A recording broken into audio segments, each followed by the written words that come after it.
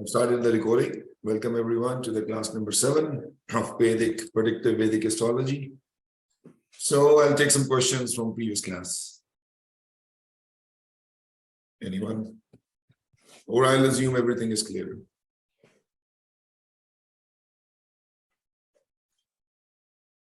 Okay. Seems like no questions. Good. I did not watch yesterday's recording yet, so I might have questions when I watch it in the next class. So normally, give it a 1 or 2 day break before you watch the recordings, because your brain is, you don't want to overwhelm so much information. Basically, these classes are, we need to understand the concept. Okay, just if you close your eyes and think about, we have 12 houses. We have 12 zodiac signs. We have 9 planets. That means the planets are not sitting in all these 12 houses. Some will have more, some will have less. Now picture yourself that it's a blank canvas in front of you. Dharma, Artha, Kama, Moksha. Dharma, Artha, Kama, Moksha. Just think while you idle time, while driving, sun is in Dharma, what does it mean? Sun is Kama, what does it mean? Moon is in Moksha, what does it mean? This way you are reinforcing that concept in your mind again and again and again and again. Then what you do is close your eyes. Okay, Jupiter is in 11th house. What does 11th house means? Expansion. Jupiter is planet of expansion. So match made in heaven. Moon is, a sign of mother. Moon is your emotions. If moon is in 4th house is your mother, is your nurturing house of your home. That means the match made in heaven. Ketu in 12th house, match made in heaven. Why? Because 12th is spirituality. Ketu is a lot of spirituality. Venus in 5th, match made in heaven. 5th is house of love and romance. Venus is a planet of love and romance. Saturn in 8th house, match made in heaven. Why? 8th is house of death. Saturn is a lot of death. If Saturn is in 8th house, you have longevity. Okay? Saturn even in 10th house is a good sign, because you will always be tested in your karmas. Hurdles will be there, but you will be improving your life. Saturn is a planet which improves you. Okay? It's like, if you have watched my YouTube videos, I always mention, it's like an antibiotic you are taking. Antibiotic does not kill you. It improves you because it kills the bad bacteria of your life, of your body. Same as Saturn doing. Saturn comes in Sade Sati. Saturn comes in Dasha to now kill the bad karmas, what you have done in this life or previous life, so that your soul gets reprieved from the negative karmas, what you are bringing from the sanchit karmas. That's the reason the first step we started is the karmas, right? So all you need to do is understand this concept. You reinforce. Okay, then you think, while closing your eyes, all right, Jupiter, Lord of second, and let's say somebody is a Cancer ascendant. So Jupiter becomes a Lord of 6 and 9. And Jupiter sitting in 12th house. What does it mean? You draw that imaginary triangle in your head, 6, 9, 12. This is what Jupiter is doing. So 6 is job, 12th house Jupiter. Now 6 and 12 will be expecting each other also. That means job will take the person to the foreign land. And from the foreign investments, from the foreign land, this person's job and skill will be enhanced. And Jupiter is also Lord of 9, fortune in foreign land. See, you have to draw these triangles in your head again and again and again to reinforce this. The moment you start reinforcing it, you will start learning it in a very, very meticulous way. And this is how I learned. The moment you will open the charts and you get clouded, it's because you get clouded is the reason that the fundamentals, that the reinforcement of the concept is not clear in your head. Okay, draw this. Somebody's Leo ascendant. So, okay, Sun becomes the prime minister of that chart. So, Sun is in 8th house. How will you think? What will be the results? Activities of that person will go in the matters of engineering, occult science, metaphysics, right, psychology. But that person can also struggle in their life throughout, because 8th is house of struggles. That person will struggle if they are not doing anything 8th house related. But if they are doing something 8th house related, that struggle will never happen.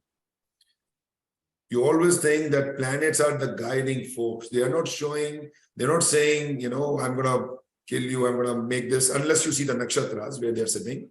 But the planets are making that. What functions of your soul, what functions of your mind, they're activating.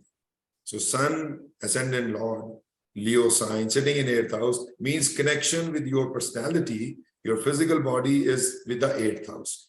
Now, either the 8th house means a pain, either your body will get a pain and suffering throughout, or you are doing something pain related, making it as your karmas, and then your activities go in there, then you are making the planet happy and nothing will happen to you. One of the best remedies in India, even I give it to a lot of my clients, when somebody has a bad planets going on, like 6, 8, 12 combination, we tell them to go to the hospital, sip a cup of tea, you sit there for 1 hour, donate some money and come back home. Do that every day. You will see, you will never get into a big problem of your life. Otherwise, 6, 8, 12 means health, pain, hospitalization. So now either the planet will take you there, and then it will take you with its own will. And it will extract as much money as it wants on your health care, and it can give you as much pain as you want. So rather you acknowledge this thing that, all right, I know this planet is bad in my chart. It is showing the combination of bad health, hospitalization, pain. Why should I just go to the hospital every day, sip a cup of tea, do some charities? Charities I'm doing, activating 12th house. I'm taking money from my bank and giving them. I am in the hospital every day, so I'm putting that stress on my physical body and my stress on my brain to go there, with my busy schedule. So 8th house is activated. 6 is healthcare. I'm sitting in the hospital, which is related to 6th house of, health, or the 12th house of hospital. So you have enabled that thing yourself, what the planet will enable with its own will, right? So you are changing the vibrations of the planet. So this is how the remedies work. Okay. So now try this again and again.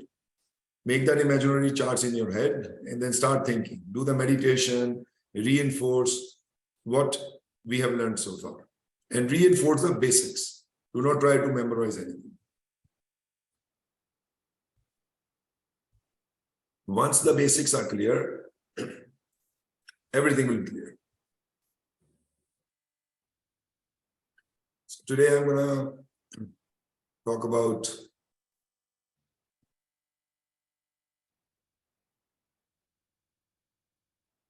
we did the Rajasic, Tamasic, Sattvic.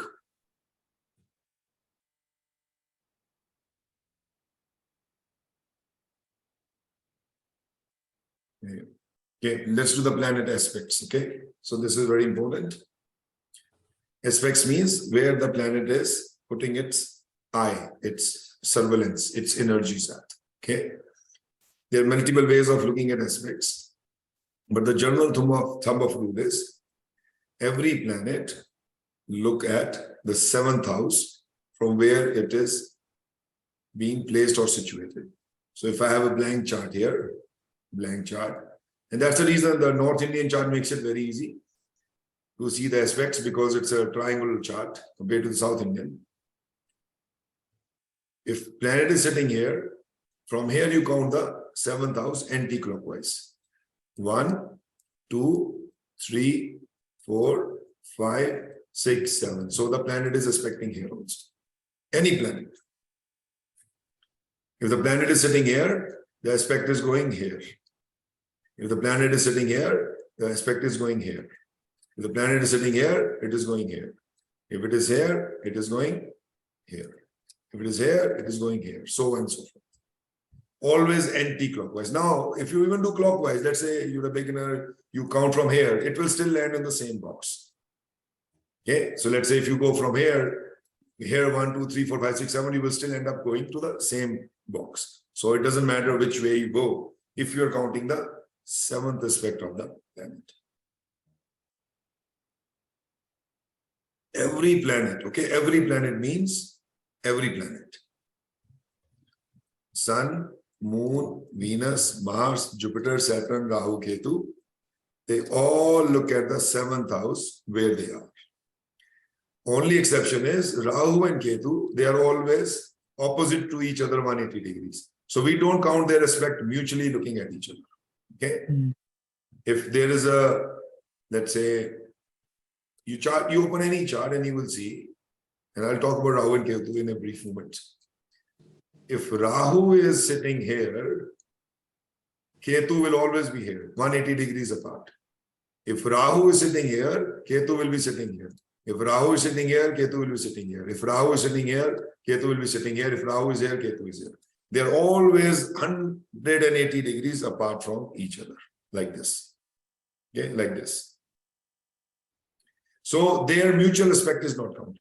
Okay, because that's a karmic clock. What they are giving to the people living on the Bharat Khanda means the globe. Okay, so we all are being locked in the through the Kala Chakra. Kala Chakra is that Mount Meru and the pole star. Pole star governs the Kala Chakra. Okay, and then the Rahu and Ketu are being provided as a shadow of moons to the people living in the Bharat Khanda, means the globe, the planet where we're living, to keep them locked here.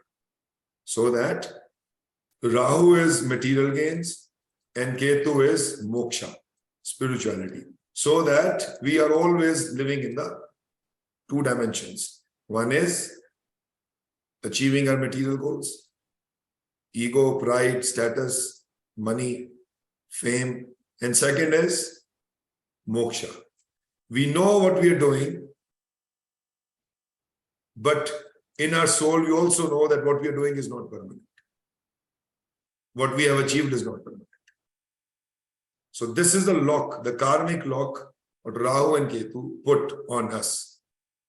That either you will live a material life, or you will live the spiritual life, or you are living the both lives simultaneously, which 90% of the people do. During our youth, young age, we are all about Rahu. You know, we need relationships, we need money, we need fame, we need associations, we need strong network, we need money, we need luxuries. That is all driven by Rahu.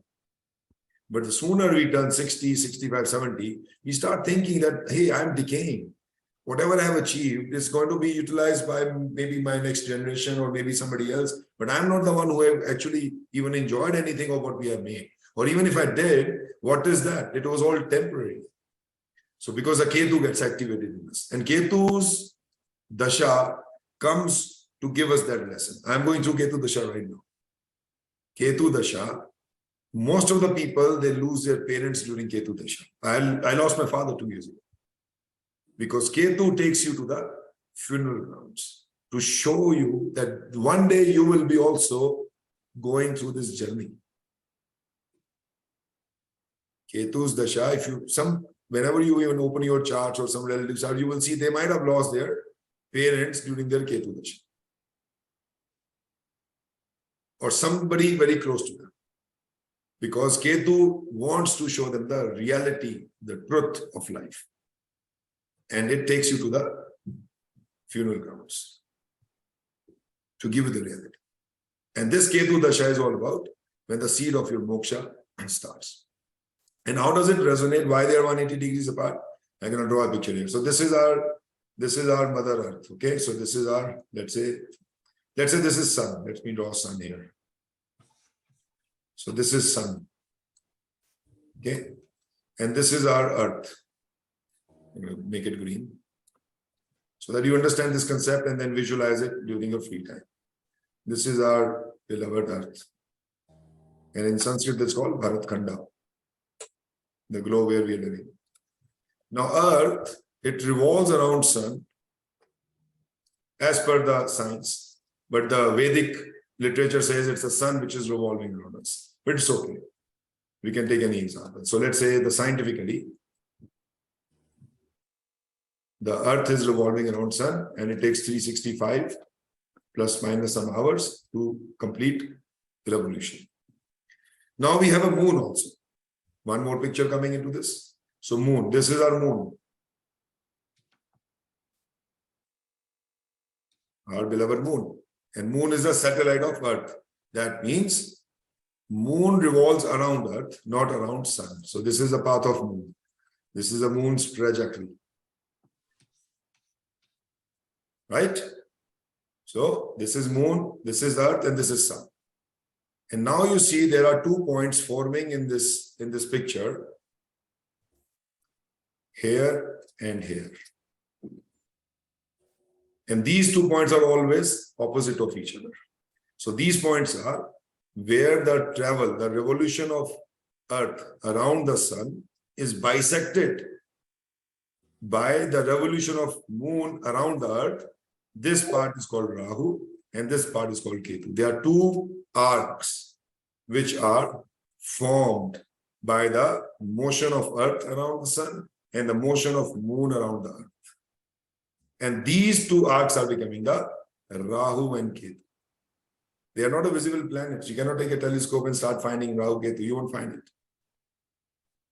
But Rahu and Ketu are the two planets which are, now they are building this arc. So if this point is here, this point will be here. So ultimately they are always opposite of each other. See, they're always opposite of each other.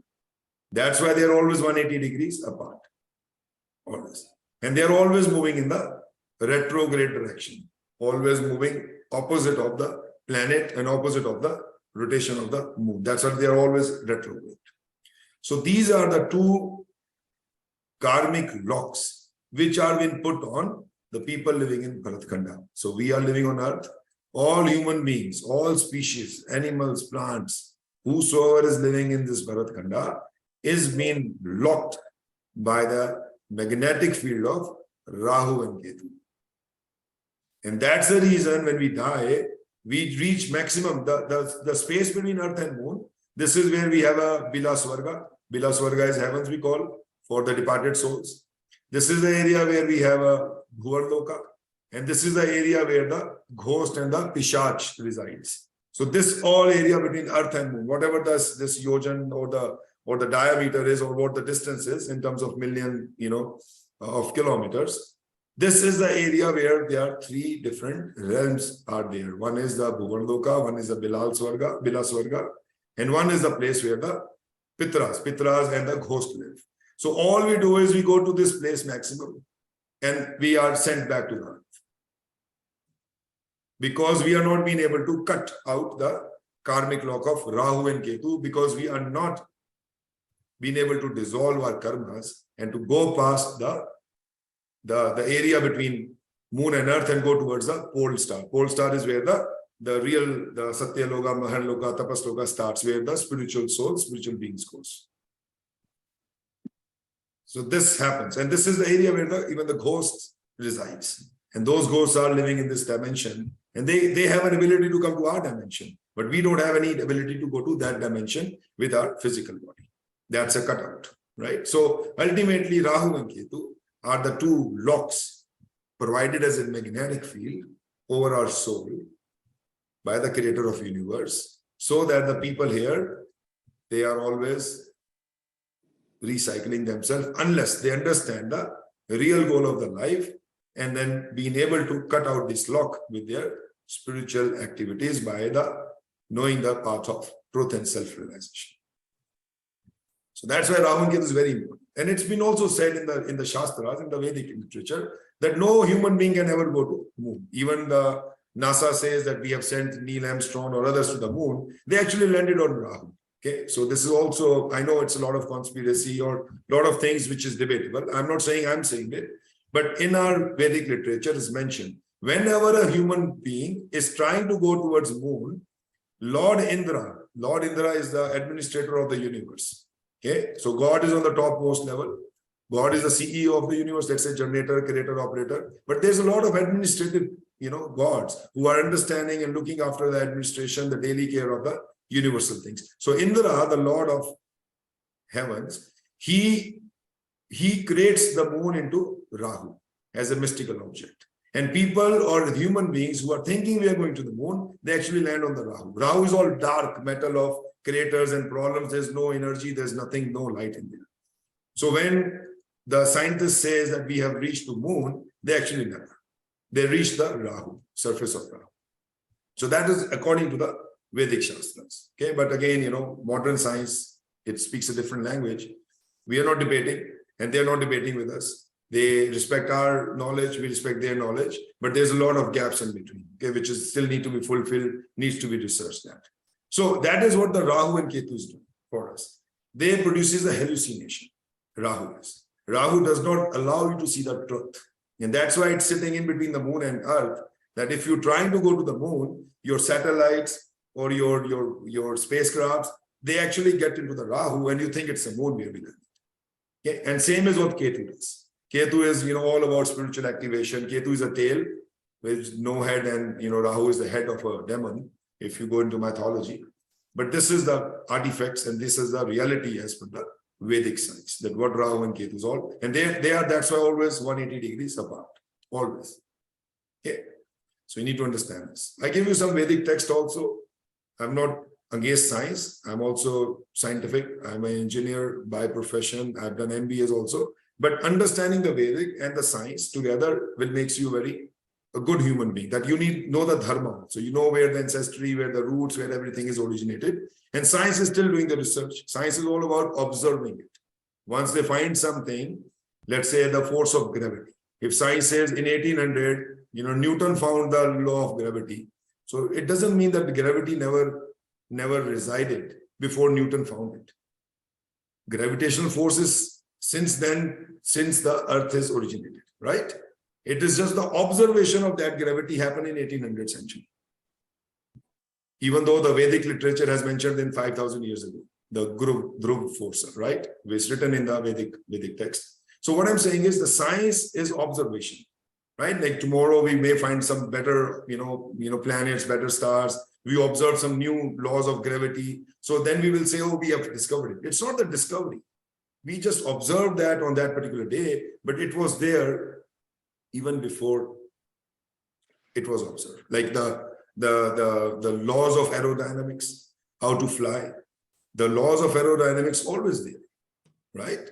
That how you can fly, the birds are flying, but how to convert it into the humans can fly, the aircrafts can fly, was being observed, and they've been applied on that similar laws, what the nature has given us. So science is all about observing things and doing the thesis. Whereas these laws, these energies resides throughout, close to us, since the origin of this universe. So this is about Rahu and Ketu. Okay. So now going back to the aspects, every planet looks at the 7th house from where they are. These planets, Mars, Saturn, Jupiter, Rahu and Ketu, they have a special aspects also.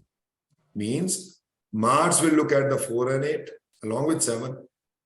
Saturn will look 3 and 10 along with 7. And Jupiter will see 5 and 9 also along with 7. And same happens with the Rahu and Ketu, 5 and 9. So again, if I draw a blank chart here,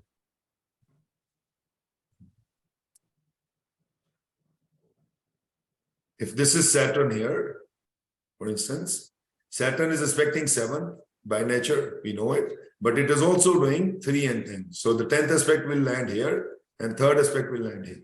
So this will be Saturn's aspects. If Saturn is sitting here, again it is aspecting here, 1, 2, 3 here, 7, 8, 9, and here. So Saturn is aspecting 7, 3, and 10. And similarly, if this is Jupiter, Jupiter is looking at the 7th house by nature, but it is also going to the 5th house and also going to the 9th house. Aspect means the surveillance, the energy is landing there also. And same is with the Mars. If Mars is here, 1, 2, so don't start 1 here, okay? Where they are sitting is the 1st house. Always count from there. 1, 2, 3, 4. This will be Mars, 4th aspect, 7th aspect, and 8th aspect. Okay, so that's why when we say Mars is sitting in 1st house, when somebody has Mars in 1st house, it is aspecting their 7th house of relationship, 8th house of intimacy, and 4th house of home. So they are become the very strong Mangalik, means the Mars energy is very strong in their life. They will be very active, leader, dominating, dominant at home, dominant in relationship, and dominant in any secret or any, intimate, activities of their life. So these people are very, very dominant. And if they are Aries ascendant, then you are playing with the fire. Aries is Mars. And I will show you one of the charts. Recently, I have, given a consultation. Aries ascendant, Mars. If Mars gets conjunct with Rahu, I'll come to the conjunction rules. That means fire and oil sitting together. If Rahu is your exacerbation of force. Exacerbation of force. It's like if oil. And if it sits with the Mars in the same house, it's called Angara. Angara means spark. Angara dosha. The person is like ignited like this. Very, very difficult to control that person. Stay away. Okay. So understand all the aspects. We'll cover that as we go with the course. There are many examples we'll do with aspects, everything. I know you will do some mistakes, but then ultimately you will grasp it.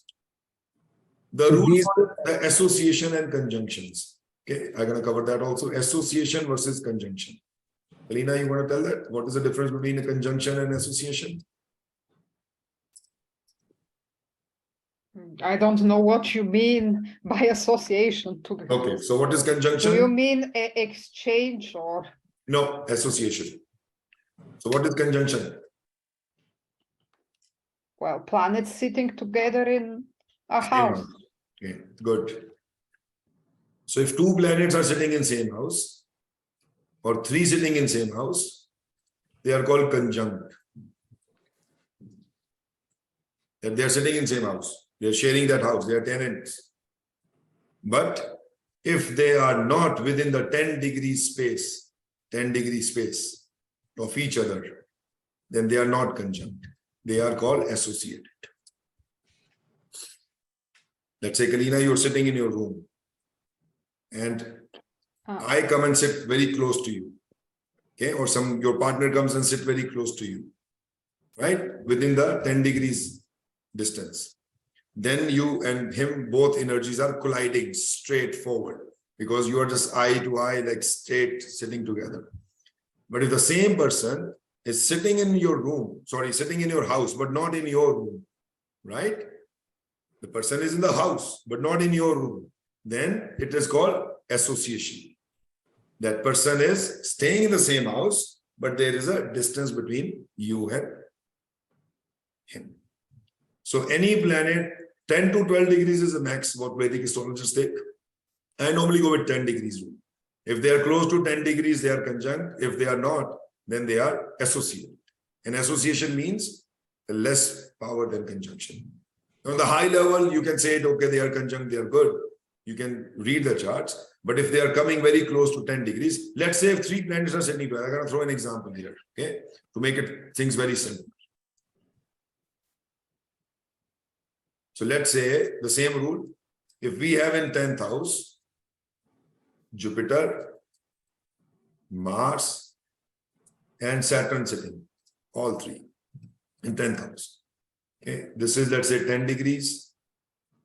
Some zodiac sign, let's say Libra zodiac sign. And Mars is sitting 16 degrees and Saturn is sitting 29 degrees.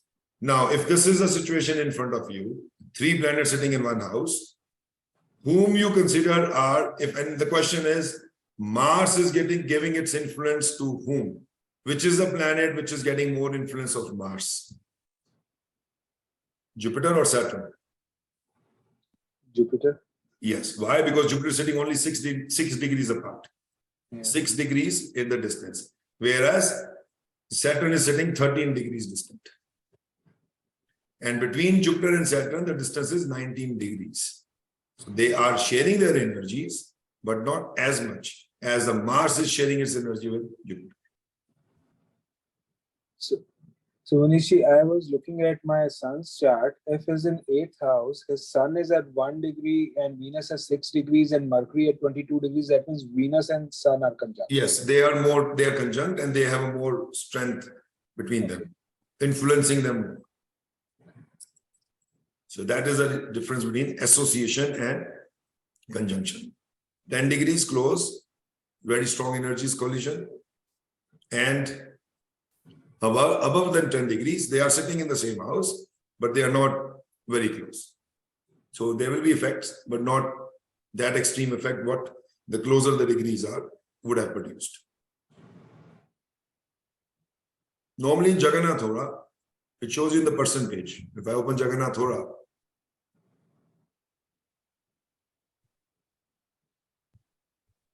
and I right click here, and I want to see the the aspect relationship, you will see it draws this chart in front of you. Here. It is showing percentage, like Mars is aspecting Mercury 100%. Mars is aspecting Mercury 100%. Mars 8th aspect is landing right here. So it is degree to degree. So software is now calculating degree to degree. Where Mars is, what degree it is sitting, where Mercury is. It's landing 100% aspecting. And see the aspects again. Count from here. Mars 1, 2, 3, 4, 5, 6, 7, 8. Where Mercury is sitting. Mars 8th aspect is landing on Mercury. Mars is also aspecting 6th house 100%. This is 6th house. You know that. And you see Mars is also aspecting 76% second house. 1, 2, 3, 4, fourth aspect.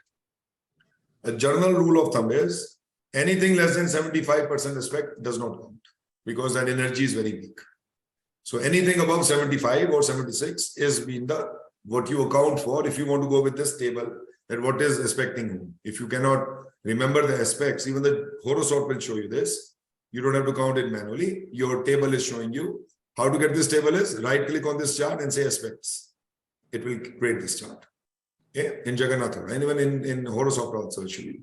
So this is showing like Saturn is aspecting. So tell me from here, where is Saturn aspecting? So I'm going to close this. Okay. Let's do an exercise here. All right. So Azra, Saturn is from this chart. This is the cuspal chart. Saturn is aspecting which houses? Tell me. Try it. It's okay if you're wrong. 4. 1, 2, 3, 4, 5, 6, 7. No. Saturn respects how many houses? See, just tell me that. Every planet respects 7th house. Right. Saturn respects 3 and 10 also. So from Saturn, count 7 houses. Here. So that's 4th house, right? You said 3rd, right? I said 4th, no? Oh, then okay. My mistake. I thought you said 3rd. Then Saturn is aspecting. Where's the other aspect of Saturn landing?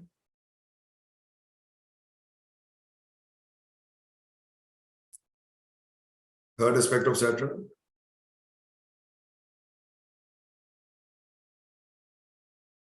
One, two, three, here. 11th house. And 10th aspect is 7, 8, 9, 10. So Saturn is aspecting here, here, and here. And if you see that in the Jagannath Hora, what we did is here, here, and here. Go to aspects. You can see how much percentage it is falling.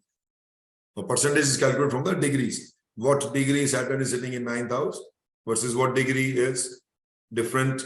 180 degrees 7th aspect, right? 180 degrees 7th aspect.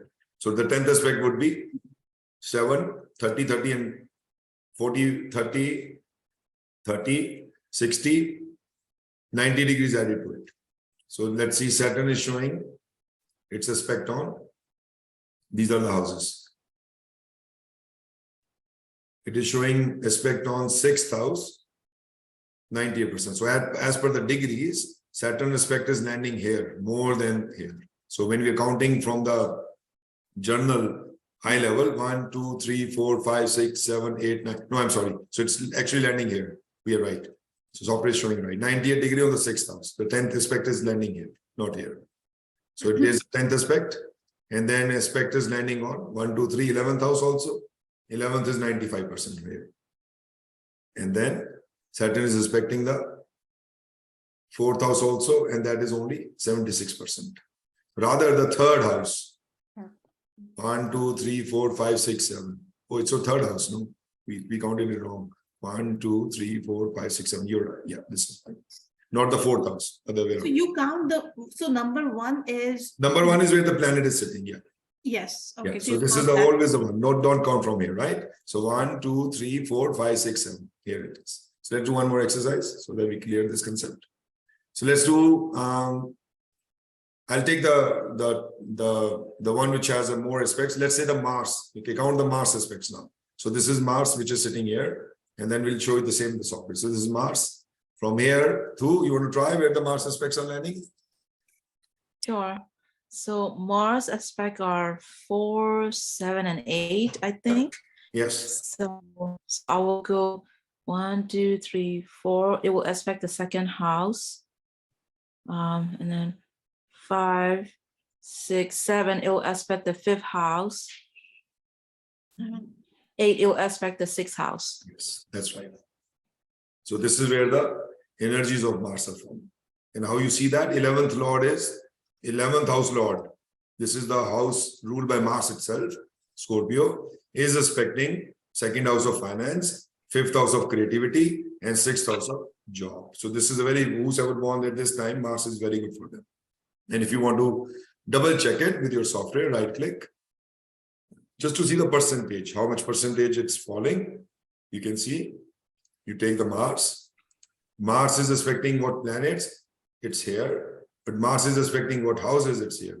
So Mars aspects on second house is 76%. And on the fifth house, yeah, I'll come to your question, 68.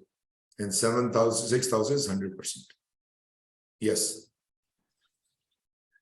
So when you say aspecting, it means that it has an impact, right? Impact, influencing that house.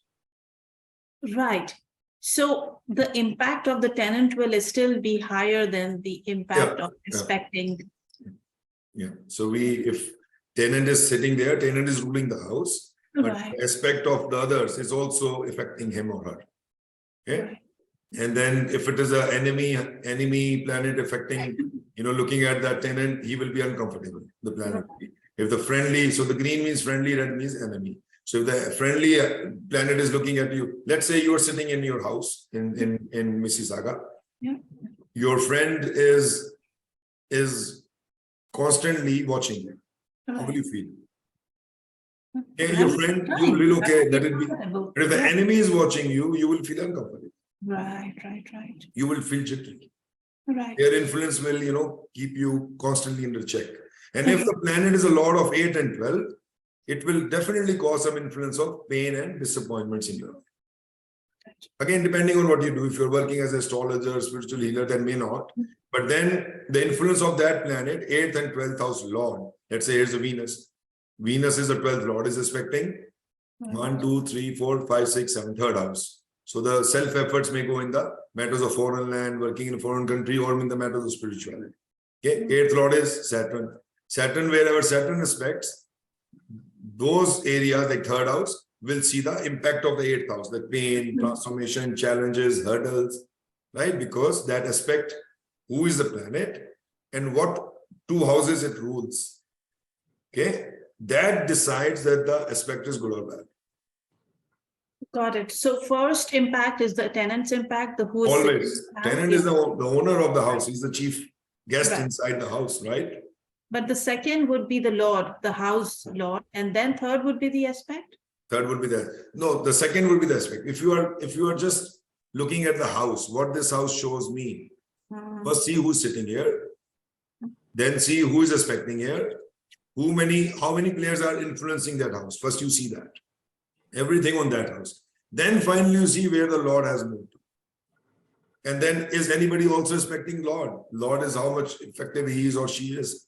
This gets very simple when you see the Shadbala. Shadbala has everything calculated for you. Don't worry. The strength of the planet talks about it itself. How good the planet's strength is. Planet may be under stress, may be under the problem, but if the planet has strength, it knows how to get out of this problem.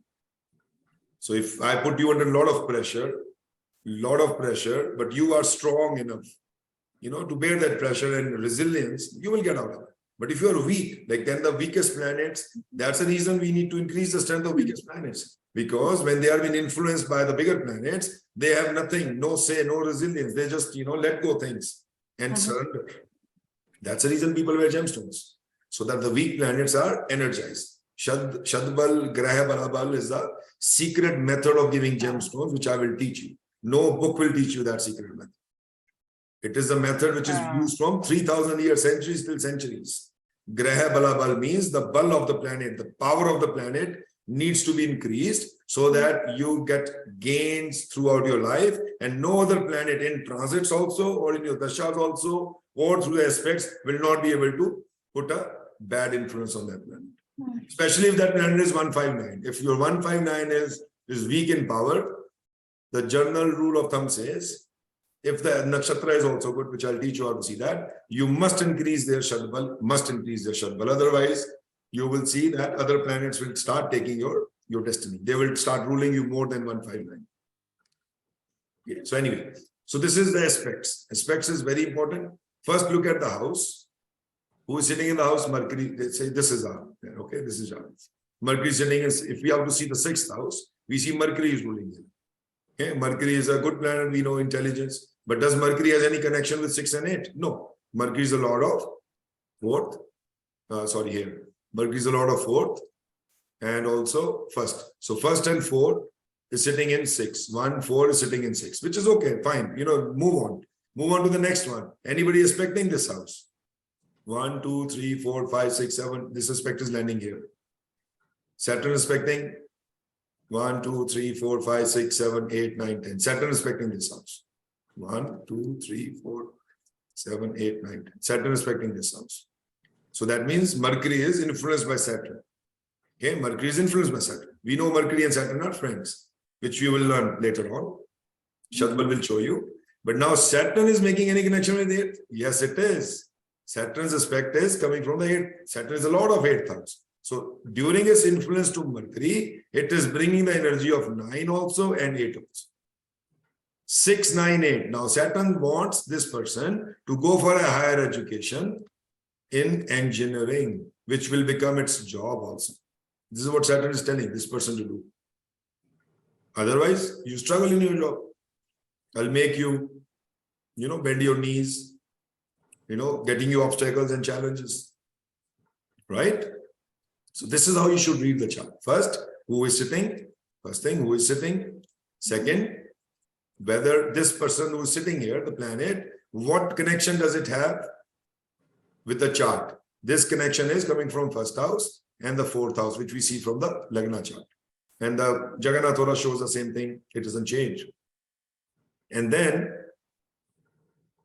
who is other than the Mercury influencing this house of my job, of my health? 6th is house of health also. Saturn is directly impacting it.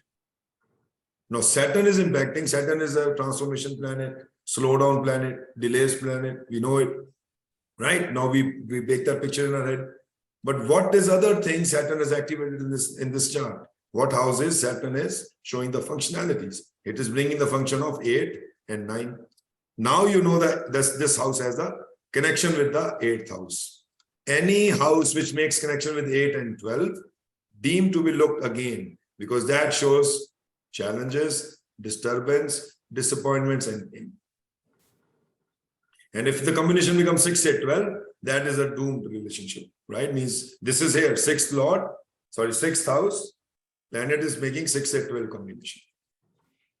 Because it has been aspected by Saturn, lord of 8. Isn't it being aspected also by Mars? Yes, that's fine. Yeah. Now add Mars also in here. So Mars 1, 2, 3, 4, 5, 6, 7. Mars is aspecting this. Yes, Mars is also bringing influence. Now Mars is bringing influence of what houses? Mars is energy. Mars is fire. Mars is valor. And it is bringing the energy of 11th house and bringing the energy of, where is it? 6th house, its own house. So Mars is looking at its own house, which is now protecting the house, because the landlord is also involved in this. Mohnish, is Mars aspects what houses? 7? 7, 8, and 4. Okay. So yeah, so Kalina mentioned it rightly. Mars is also aspecting it. So there's influence of this planet also in 6th house. Now the combination is 6, 11. So ultimately, this is a combination of where a person becomes a doctor, engineer. 6, 11 is victory. 6, 11 is gains from the job. But the job must be in the matters of 8th house. 8th house is engineering, product designing, astrology, occult science, or a medical science. This is how you interpret the charts. I tell you one thing, 99% of charts I have seen I can determine their profession very easily by just looking at the chart. And they are 99.9% accurate. How do you calculate it so fast? You Like- you have to bring your, your brain to the speed of the computer, right? But you cannot see this anywhere, like the aspect. So let's see. Once you learn it, you will learn it, right? So let's say this is my student, Vicky. Okay. How do you see it in Horosoft, right? Like, I show you. In Horosoft, things will become very easy, but you need to train yourself from every angle. That the chart is in front of you without the software, somebody printed out in front of you. How will you read it? oh, I won't read it. Okay, let's see. Okay, let's see. This is wonderful. So this is Vicky's chart. She's my student. She lives in Canada. Yeah.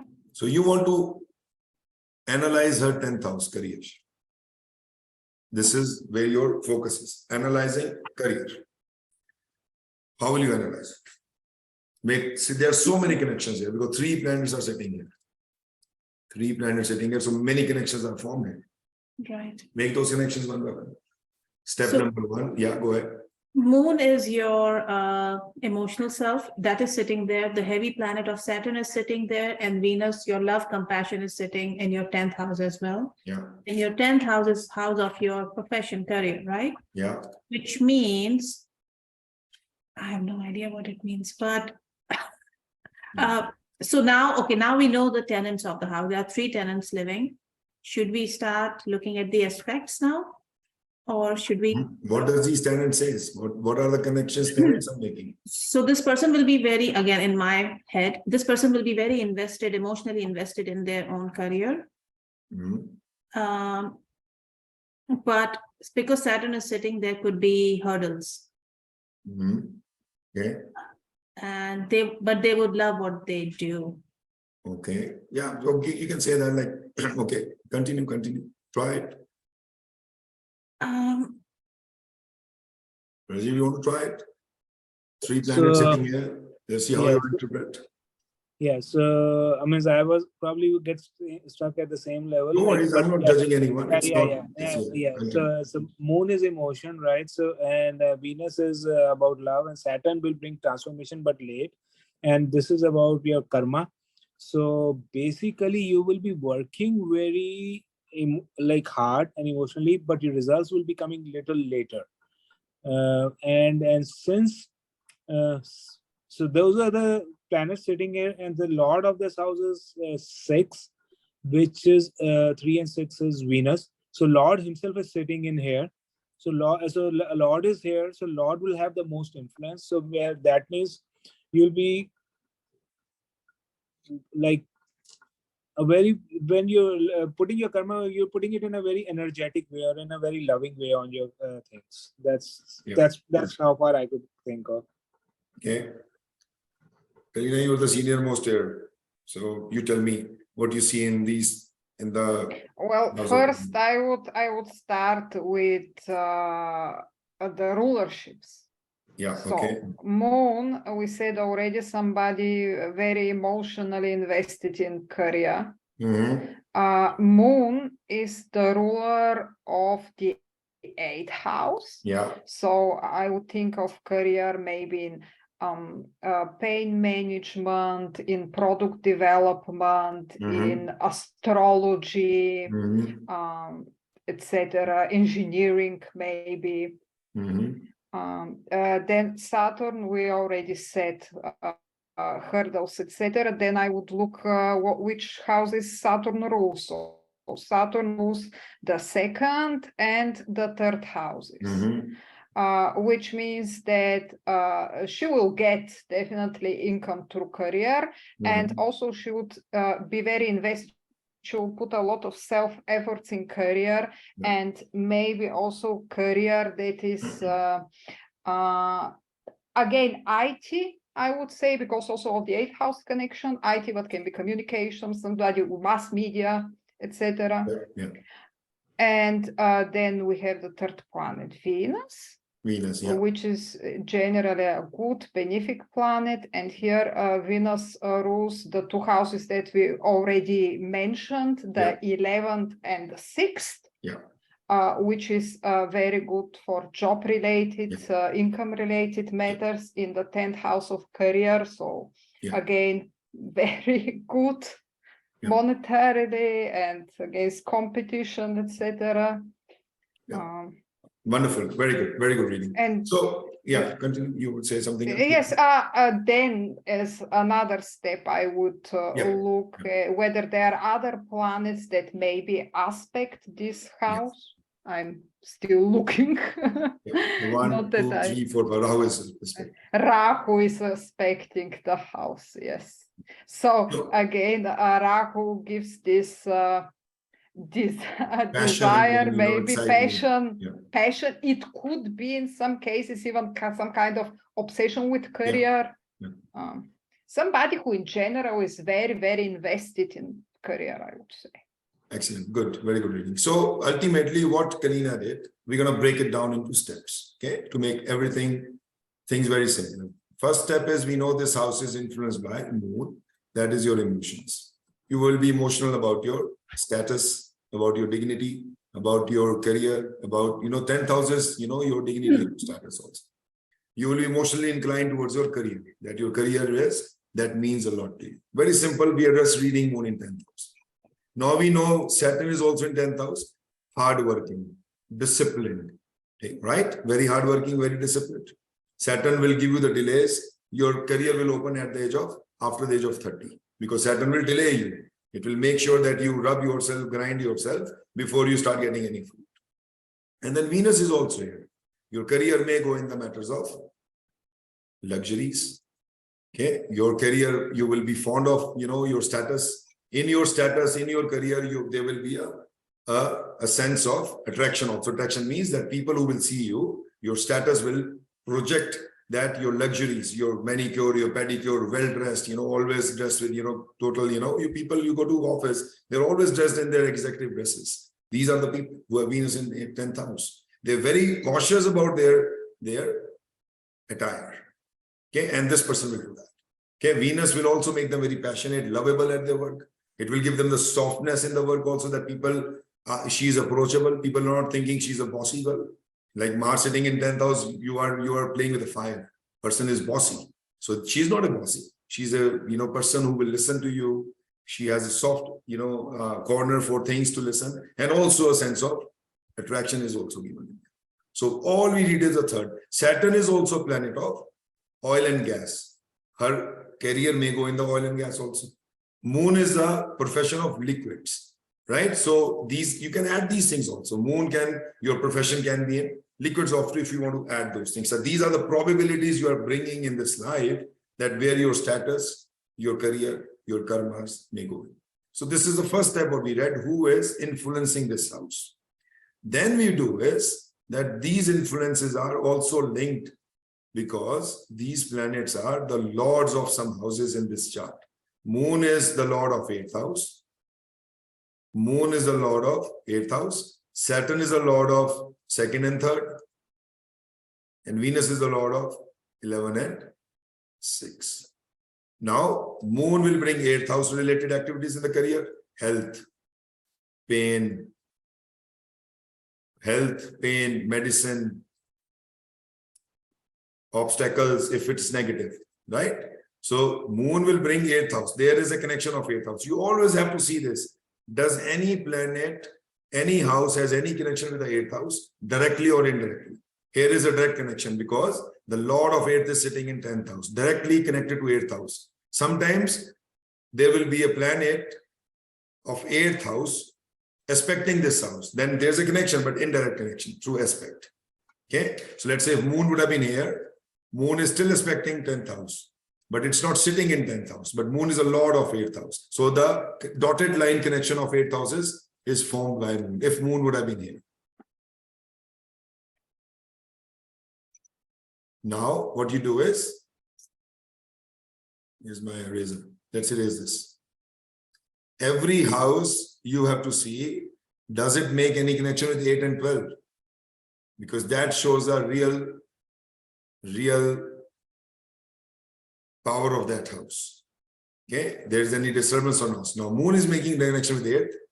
The profession may go in the healthcare, engineering, medical science, or she may find some obstacles in her career.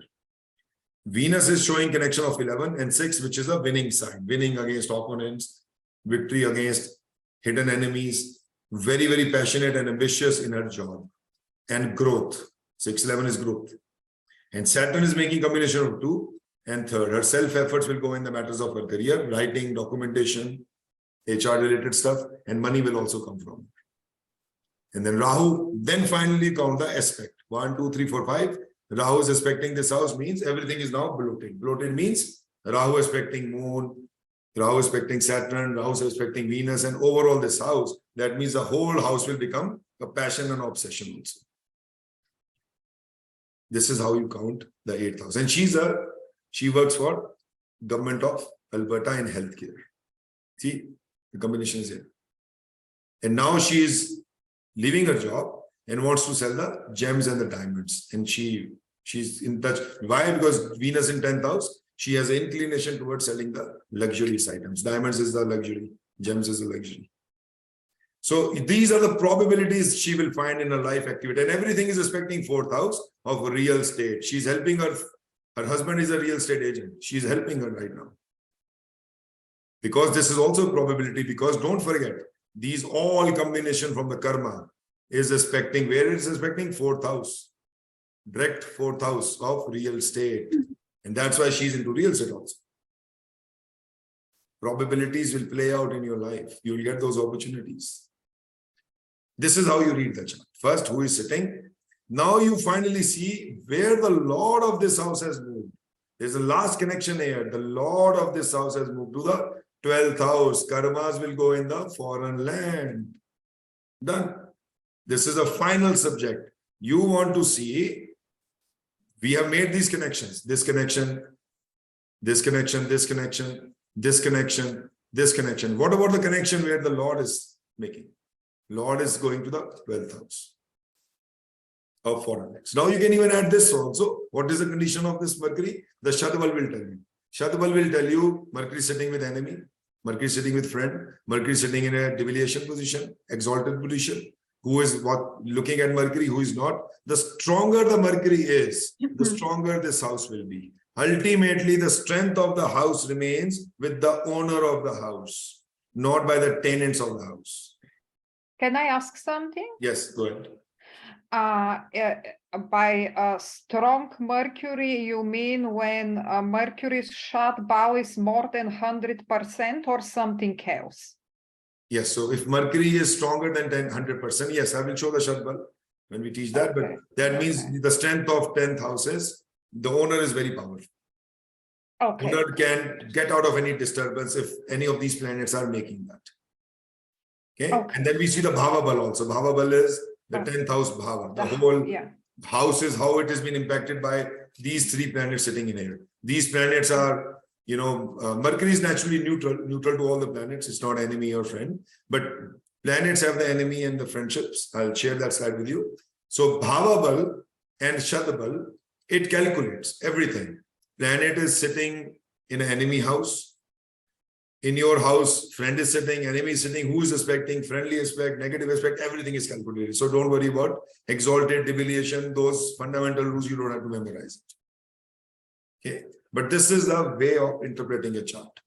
Who is sitting, what connections they are making, who is aspecting, and where the Lord is. Period. Then you can see anyone's life crystal clear, be it a career, be it a finances, be it anything. Right? If you have to see his financial house, his house of finances, any planet respecting 1, 2, 3, 4, 5, 6, Mars is not respecting 1, 2, 3, 4, Saturn not respecting, nobody's respecting this house. It's a clean house, but the law, and nobody's influencing this house, right? It's a clean house. Nobody's influencing this house. There's no tenant, there's no aspect. Am I right?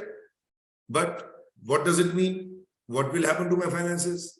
It has a meaning. The meaning is where the Lord of second has moved. Saturn. The money is coming from a job.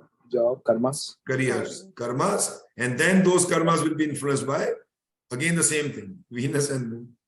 Karmas may go into healthcare, karmas may go into luxuries, karma may go into real estate, karma will be, super high in the matters of your job, your competition. These are the all probabilities of your chart where karmas will be. And this is what happened during Saturn Dasha, you are in healthcare. During Venus Dasha, you're selling diamonds. During Moon Dasha, you're a real estate agent. People change their careers because of this. These are the probabilities which get open in their life as per they grow.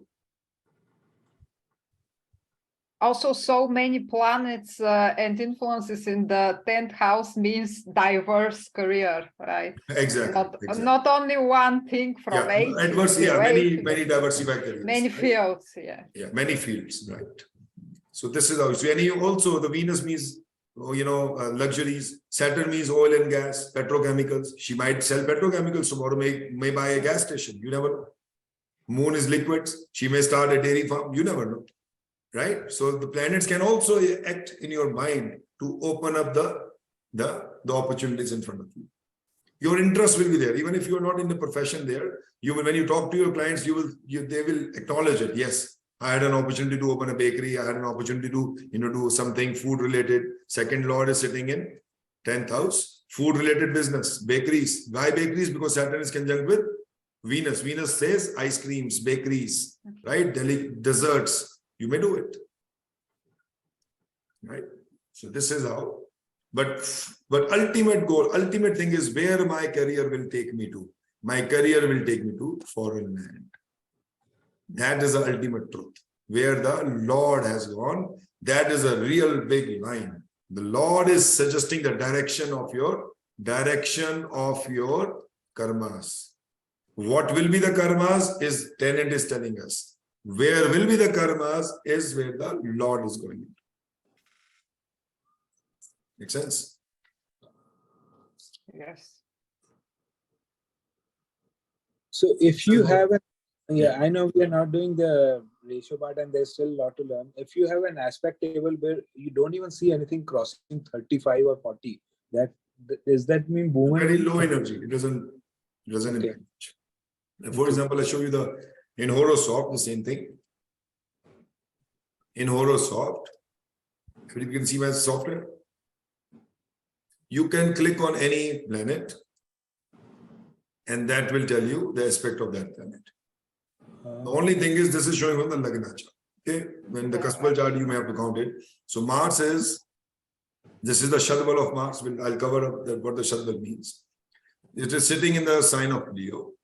Degree is this. Okay, it is sitting in the house of Sun. Lord is Sun of Leo. It is sitting in Nakshatra. The Lord of Nakshatra is Venus. And then it is showing the position in Bhava Chalit is 5th house. And in Moon chart, it's 8th.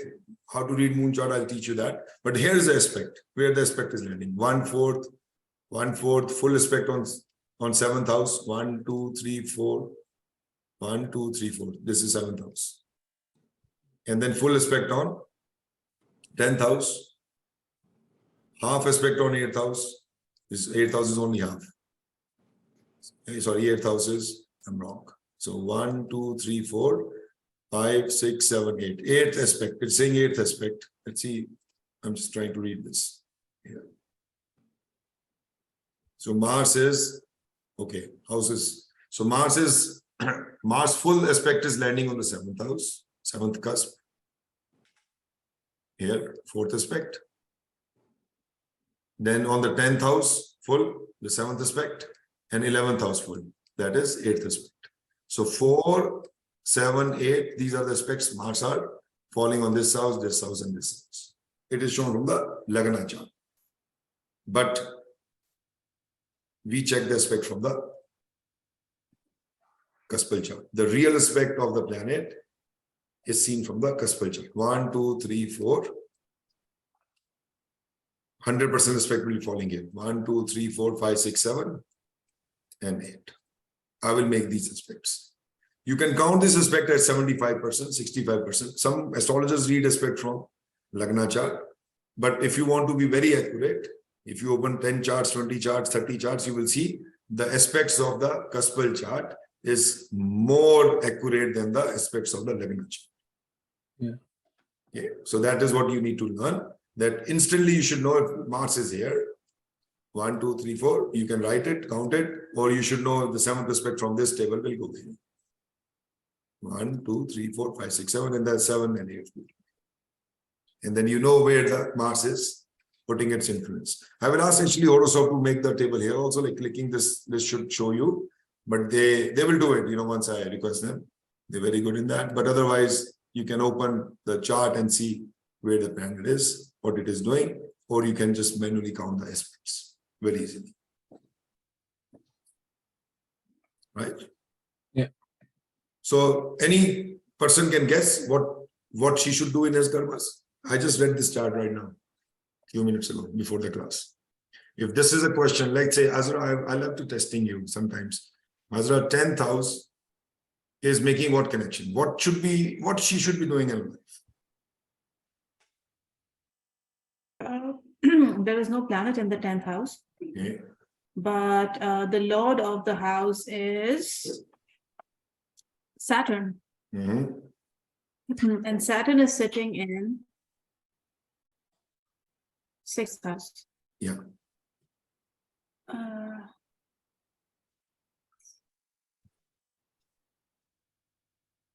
Okay. So what she should do? I have no idea. The probabilities you can see here what her profession should be, what she should be doing in her life to get the maximum gain. 6, 10 is the combination what they're making, right? But Saturn is also the lord of 9th house. So Saturn is making 6th. Okay, Kalina, you want to read it? That doesn't Okay, make so- any. So if the question is what should be my profession, if the client asks you what should I be doing in my life, or you have to guess their profession the moment you open their chart. Okay, I'll go to Thu after this. Thu, you prepare this answer in your head. If I don't challenge you, then you will not learn it, right? I need to. Yeah. So that even I know, how much learnings, reinforcement you're making. Okay. Kalina, pass. Well, I was expecting you to answer this, Kalina. Sorry, I stopped because I thought that Azra wants to say something. No, Sorry. Azra has passed it on to you. The ball is passed on you. Okay, so Saturn rules again 9th and 10th, the houses of karma and dharma, and sits in the 6th house. 6th house is house of service, house of healing. I would say she could be based only on Saturn, if we concentrate only on Saturn, something like nurse, for example. Okay, not bad. Not bad. Thu, you want to try? Sure. I think I will build on whatever Kalina says already. I agree with what she is saying. And also because Saturn is the ruler of her 9th and 10th house. So 9th house is a house of higher education, Very good. father, fortune. Yeah. So if she can be somehow related to higher education in her career. So Teaching something. sorry? Yeah, teaching something. Yeah. Go ahead. Yeah. So maybe, yes, she can be teaching, healthcare related teaching, maybe because 6th house is about healthcare, right? Yeah. Diseases. So maybe somehow healthcare related teaching in her career. And long distance. Yeah, long distance. That's right. So what you did is you connected this triangle with this Saturn, which is let me try this triangle here. So Saturn is making this triangle here. Yeah. Karma Lord sitting in 6th house means job, skill in what? This is the question in front of you. You know the skill is in job because Karma Lord is not in 7th house of business. It's sitting in the 6th house of job. But what job she should be doing? 9th. Saturn is also bringing the energy of 9th. 9th is travel, education, publishing. 9th house is a publisher. When you write a book, Third house is writing the book, and ninth is publishing a book. Okay. And then Saturn is not alone in the sixth house. Saturn is also 11 degree, 27 degree associated with Sun.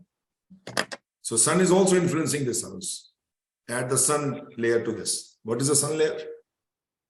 Sun is the Lord of fourth house. Fourth house is home. Working in home, work-related home, management of home, right? So anything she does from home in the field of travel, education, publishing, that is where the karmas are linked into. And what she does is, this is what I told her. And what she does is, she's a homemaker. I know she doesn't work, but from her home, she's writing the recipes of Caribbean food and selling it to a company who publishes the book. She's very famous recipe maker living in Florida. See, the karmas are showing that. Home. And in the home, Venus is sitting. Very eloquent housemaker, good mother, lovable, right? So this is how you read the chart and make the connections easily. And then anybody is expecting it now, add that. You think any aspect planning here? Jupiter's 7, 8, 9, no. Mars is not aspecting, Mercury is not aspecting, Moon is not aspecting. So there's no aspectual vibration on this house. Only vibration is shown by Saturn and Sun. And Saturn is making this triangle, Sun is making this triangle. Add it. You will get your answer. Majority of the people will be doing the things related to where the Lord has gone. Lord is showing job. In health also, she can do very good in writing healthcare, publishing books. She can do very good. I'm not saying it's not a probability. Yes, she can. She can work as a good person in the field of education, learning, nursing. Sixth house is very strongly connected with her karmas. But if she says she's a publisher, it is not, going against her karmas, against her chart, because there's a link of publishing also, okay, which is created by Saturn being Lord of this house. And if you see, one more thing you see, the Lord of this is here, but the planet which is sitting here is the Lord of third house. Third is house of writing. So writing is a continuous learning of her life. See, third Lord is Moon sitting in ninth house, and the ninth Lord sitting here. So this connection is also forming that she will write, and those writings will get. Most of the people who keep writing but never publish because they have no connection with the ninth house. The difference between publisher and writer is this. The writer is only activating the third house, writing from their imagination, self-efforts, documentations. But unless the 9 is joined, those writings never get published. When the ninth house is connected with that, you see the fortune is connected and the publishing is connected. So if you're writing, if an author comes to you, hey, I want to publish my book, how will you say whether it will be published or not? When you see the ninth house activated in the Dasha Lords. If the Dasha Lord is activating the ninth house, the publishing will happen during them or not. I'll teach you how to do the predictions for that particular events in life. Okay, so this is very good for predictions. When we do the predictions, instantly you can predict by reading which planet is activating the ninth house. And that planet's Dasha will activate the publishing. Like Moon is publish. Everything is publishing in Moon. In the Nakshatra and Sublord is also. Okay. Any questions so far? Overwhelming, but good. Overwhelming because that's a new thing you're learning, right? Yeah, absolutely. Engineering, science, everything is new. So here's a slide for the relationship between planets. There are two groups of planets. One is gods, one is devils. Sun, Moon, Mars, Jupiter. Some of the classic astrologers, they say Sun is malefic, but I don't believe in that. Practically, Sun can never be malefic. So this is a group of gods: Sun, Moon, Mars, Jupiter. They are mutually friends among each other. And these are the planets of evil. Saturn, Venus, Rahu, Ketu. Rahu, see, Venus comes into the evil planet because Venus is Shuklacharya, the guru of devils. That's why Venus and Jupiter are always opposite. Jupiter is a guru of gods. Venus is a guru of Danavas, evils. And I told you the story behind, right? Venus has the power Mrit Sanjeevani Mantra. Mrit Sanjeevani Mantra, what Venus knew to resurrect the demons who fought with the gods and died in the battlefield. But Venus planet, Shuklacharya, had a Mrit Sanjeevani Mantra to resurrect those demons. And that's why gods could not defeat them. But then ultimately Jupiter sent his son to learn that mantra, and Jupiter's son married Venus' daughter, and he was killed, but then also resurrected by Venus' daughter through the belly of Shuklacharya. So these are the mutual friends. Among each other, they are enemies. Okay. So let's say Sun is enemy of Saturn. Sun and Saturn Sun is the father of Saturn. Okay. So if you know the cosmic Bhagavatam, Sun and Saturn, they are father and son, but they are very far from each other. Okay. Saturn was born to Sun's one of the wives, which he left. So that's why Saturn hates Sun, because he left his mother and he left him also, abandoned him. So Sun, Moon, Mars, Jupiter, and Saturn, Rahu, Venus, Ketu, they are all enemies. These are mutual friends, but among them they are enemies. Mercury is the only planet which is neutral. Mercury is here also, neutral. Very easy to remember this. You know, Mercury is never enemies with anyone. Okay? And if you want to see the chart, I can show you where you can see in Jagannath Hora whether the planet is sitting in enemy house, friendly house. But you don't have to worry about this, because this is where the practical astrology of Shadbala comes into it. Shadbala counts and calculates everything. When it calculates even the Bhava Bala, that whether the planet is sitting in the enemy house, friendly house, debilitated, exalted, who is governing, who is ruling, who is suspecting, everything is calculated. And it gives you the very astute, final number, which you can see what is happening to the planet.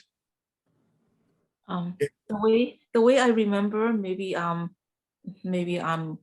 you can help me as well. The way I'm trying to remember is that, Sun, Moon, and Jupiter, they are the sattvic planets, right? Yes. Sattvic planets are for enlightenment. So they are part of the good portion, right? So that's how I remember it. Yeah. And then tamasic planets like, Saturn, Mars, Rahu, Ketu, they are related to animals, right? So take out Mars from it, but you got Saturn, Rahu, and Ketu, they are part of the evil. Right. That's how I remember it. And Only then thing changes is this, right? Venus comes in Right. here and Mars comes in here. right. Yeah. And Mercury is Rajastic, so it feels in the middle. Mercury is, Mercury says, hey guys, I want to be neutral. I don't fight with anyone. So he's a neutral planet. Okay. So there's a gender also of the planets, male and female, and Inush. I will cover that also.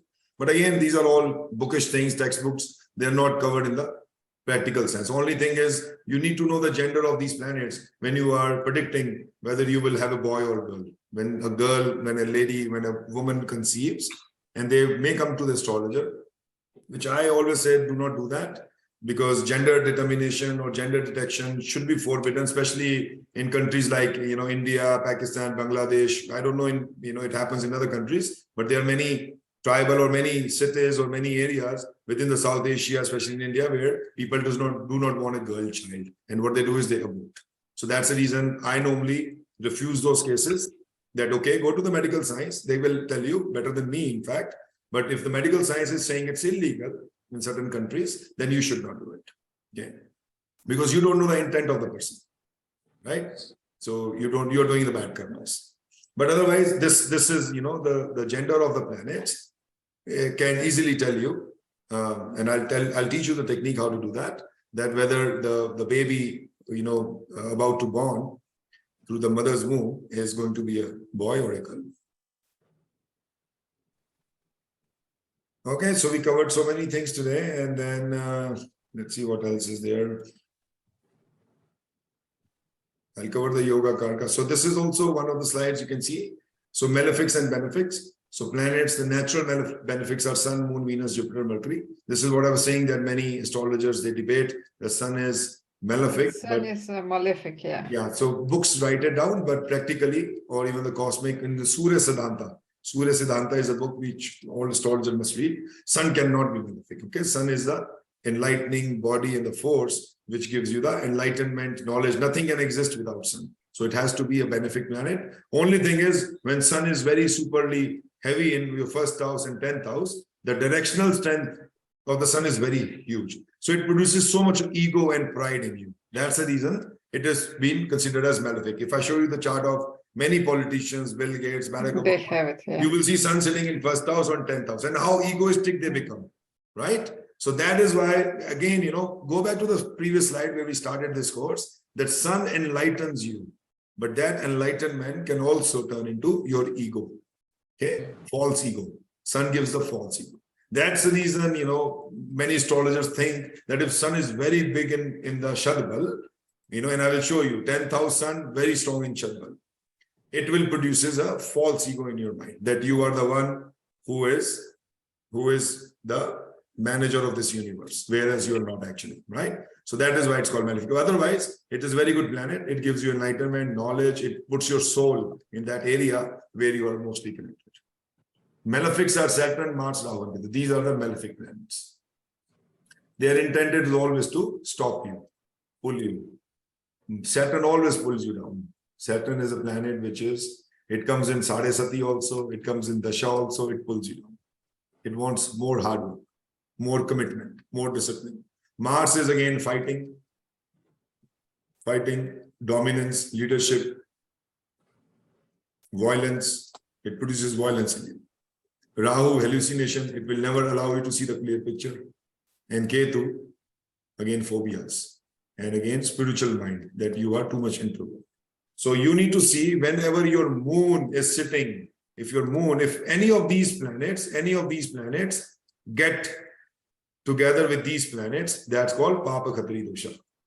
Pap Kartari Dosha means a benefic planet is hemmed between two malefics. Let's say if Jupiter is in the house number 5 and house number 6 is ruled by Mars and house number 4 is ruled by Saturn. So Jupiter is now being hemmed by the two forces of malefic planets. And this will cause too much problem on your Jupiter. And if this Can I ask something? Yes, go ahead. What do you think in your practice? Can an empty house also form Pap Kartari dosha? Which house? Empty house. If the house is empty, No, but no, it's no, meshed it's not. between. No, it's no. not. Only when there is a planet. If they are sitting in the same house, hemming happens how? Hemming means if this is house number 5, for instance, and 3 planets are sitting here, 1 is benefic and 2 are malefic. This is Pap Kartari Dosha. 2 malefics are surrounding 1 benefic. And it also happens by, if I make a chart here, let's say, by same example, 5th house, let's say Jupiter sitting here. If 1 planet, this is a benefic planet. If 1 malefic Mars sits here and 1 Saturn sits here, even they are, sorry, not here. So right 12th house and the 2nd house from the house where the benefic is sitting. This is also Pap Kartari Yoga. So either they are in the same house or from the 2 different houses, they are sitting very close to. Now, there could be bhang means the reversal of this yoga also. If the good planet is aspecting this house or your ascendant lord is protecting you. We'll cover that during that time. But the Pap Kartari means that these are the Pap grahas. Pap means devil grahas. They are surrounding 1 good Devata graha, good benefic graha. And that causes the huge problem in that planet. And if this happens in moon, you are gone case. You are gone case. You have a mental health problem. I guarantee you this with my handwritten note. Person with the mental problems, phobias, problems, they have a Pap Kartari Dosha. 2 malefics will be surrounding moon from both sides. And that person need help instantly. I have, put some videos on depression also, okay? And then, these are the houses 1, 5, 9. These are the most auspicious houses, dharma houses. 1, 4, 7, 10, they are the material gain houses. 6, 8, 12, pain, transformation houses. And 3, 6, 11 are the upachayas or increasing houses with your self-efforts and desires. These are the houses you need to just know. 1, 5, 9 are the best houses in astrology. 1, 4, 7, 10, 1 is again Kendra and triangle house. They bring the material gains in your life. Desires, career, relationship, real estate, 6 and 12 causes pain and problems, and they are the evil houses, the most evil. If there is no 10 and 11 join in these houses, then 6 and 12 can give you a big trouble. And we'll cover that during the house combination. And 3, 6, 11 are the houses which improves as you improve in your karmas. So if you want improvement in your life, you need to focus. You can add 2 also here. So 2, 3, 6, 11. 2 is a house of finance. If you want to add, increase your financial income. Second house is also improving house. But as per the classic astrology, 3, 6, 10, 11 are called the houses of increasing your desires through your self-efforts. But this is what, practically I have noticed, that this is the combination of houses which consider to be bad, auspicious, good for material gains, and good for your self-efforts. But how to use this, how to use the combination, we'll cover that with the predictive astrology. So I end this class here today. Next class, I'll start with something about the zodiac signs a little bit. You need to know the fiery, earthy, how to put this cosmetic look on the planets by using fiery, earthy, airy, watery. I know, Rajiv, you had a question today. And how to use that movable, fixed, and dual. I'll do an example here next week. And then we'll straight go into the Shadbala, how to see the Shadbala, strengths of the planets. And then we will start the predictive astrology, how to make predictions. Okay. So whatever we have covered so far, just keep doing the practice. Next week, things will become more serious. We will add the zodiac signs because we have not covered what does the zodiac signs mean now, right? My moon is sitting in earthy, airy, fiery, watery, dual, fixed, or movable sun. We need to cover that also when we are reading the chart. Okay. So that will then bring the complete picture of what relationship you will have with your boss, what relationship with your in-laws, your mother's nature, your father's nature, your friend circle, your enemy circle, your siblings. The zodiac signs makeover will tell us. Are you jittery? You change jobs too many times. You will be fixed with a job. You will be, changing jobs.